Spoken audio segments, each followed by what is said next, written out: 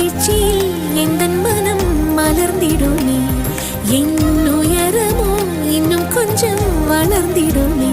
ஆஹா